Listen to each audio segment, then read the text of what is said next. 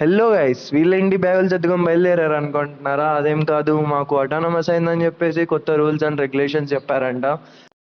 అది మాకు తెలియకుండా వెళ్ళిపోయాం. సార్ వాళ్ళని రిక్వెస్ట్ చేస్తుంటే మీకు సర్కులర్ పెట్టి 1 వీక్ అవుతుందని చెప్తున్నారు. మీకు తెలీదా అంటే మేము దాన్ని మ్యూట్లో వేసి 2 years అవుతుంది. అది మేము వాళ్ళకి చెప్పలేం కదా.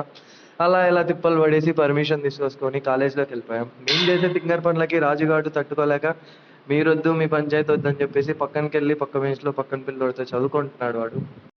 అలా టైం పాస్ చేస్తుంటే సార్ వాళ్ళు వచ్చి సెమినార్ హాల్కి వెళ్ళమన్నారు ఫస్ట్ డే అని చెప్పేసి. ఏదో మీటింగ్ ఉందంట. అక్కడ కూడా తిన్న ఉండకుండా తింగర్ పనులన్నీ చేస్తున్నాం మేమైతే. ఇంకా అలా చూస్తుంటే రాజుగాడేమో అర్జున్ రెడ్డిలా హెయిర్ స్పెండ్ చేస్తున్నాడు. మాకే అర్థం కావట్లేదు, ఎవరి కోసం రా అంటే బ్రేకప్ కాదురా అంటున్నాడు. ఇప్పటికీ టైం పాస్ కాక మా వాళ్ళంతా వీడియోస్ తీసి ఫేమస్ అయిపోదాం రా అని చెప్పేసి రాజుగాడు సురేంద్రగాడు డైరెక్షన్స్ చెప్తున్నాడు అలా తీద్దామని చెప్పేసి.